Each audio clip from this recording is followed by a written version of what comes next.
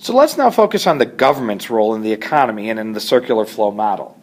You'll recall from the last video that a public good is a good or service that can be consumed by many people at once and that other people can't be prevented from using. To provide public goods and enforce laws and regulations, governments do their own shopping for products made by private firms. For example, in the United States, governments at various levels go to the product markets to buy fire trucks, police cars, and fuel for these vehicles.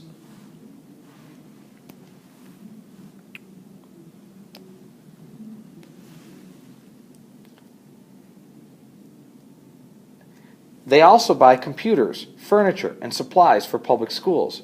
And they purchase airplanes, uniforms, and food for the military. Now, if you look at the blue arrow in the top half of this figure, it starts at the product market and it ends at the government. This represents government purchases. The green arrow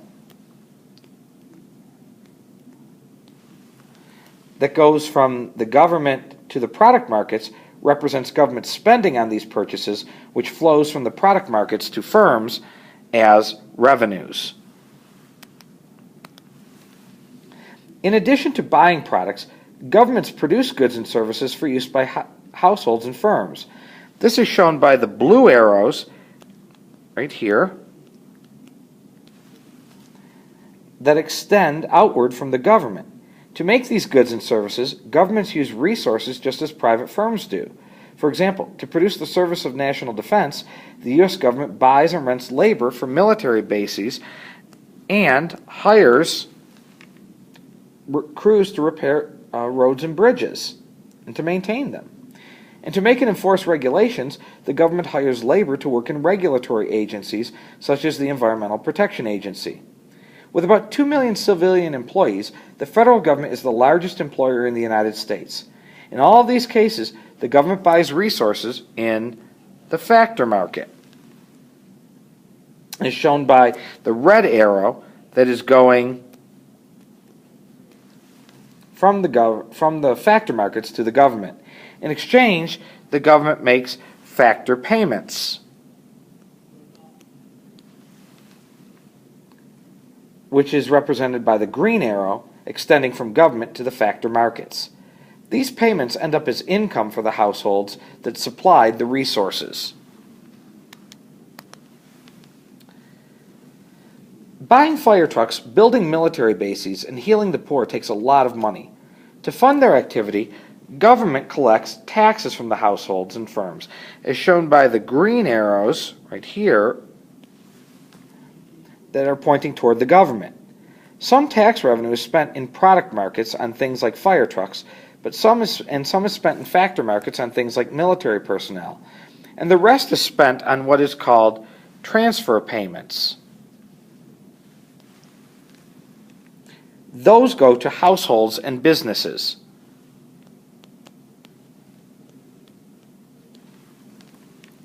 Transfer payments are expenditures for which the government receives no good, service, or resource in return. The majority of transfer payments are made as part of the social safety net to support disadvantaged individuals. Governments use these transfer payments to improve equity and economic security. Firms also receive transfer payments. For example, some businesses receive money from government agencies to help with startup costs, sell products in foreign countries, or hire workers who have lost their jobs. Transfer payments show up in the circular flow as the green arrows, pointing from the government toward households and firms. In the United States and Europe, transfer payments are the largest and fastest growing component of government spending.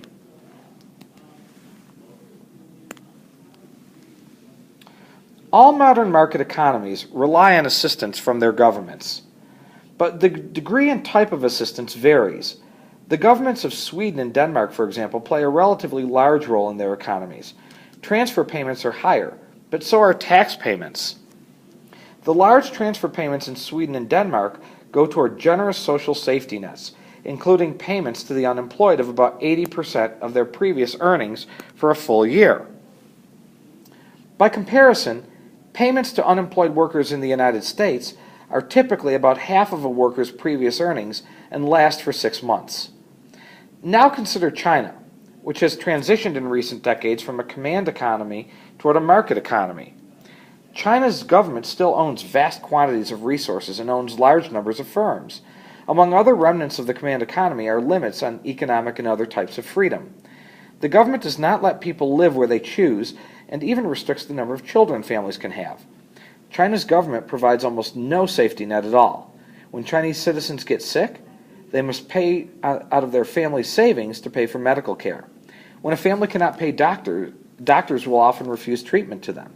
If Chinese workers lose their jobs, the government provides little or no assistance while they look for work. In effect, families in China have to provide their own safety nets. This is one of the reasons why people in China typically save a larger portion of their earnings than people in the United States and Europe.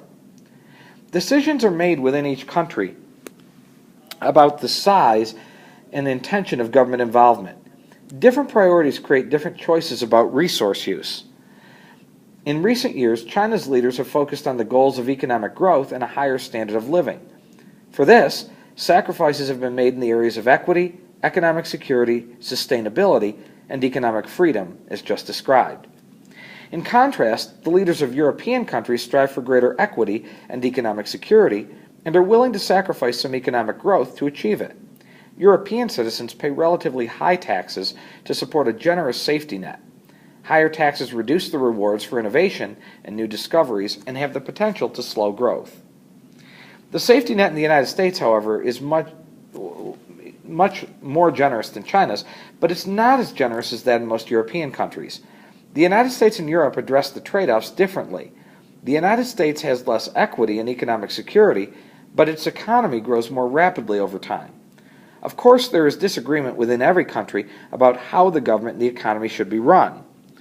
Some of the most heated debates in the United States are between those who think we should move closer to a European-style market economy with a larger role for government, and those who want to maintain the more limited government of the United States or shrink the government's role even further.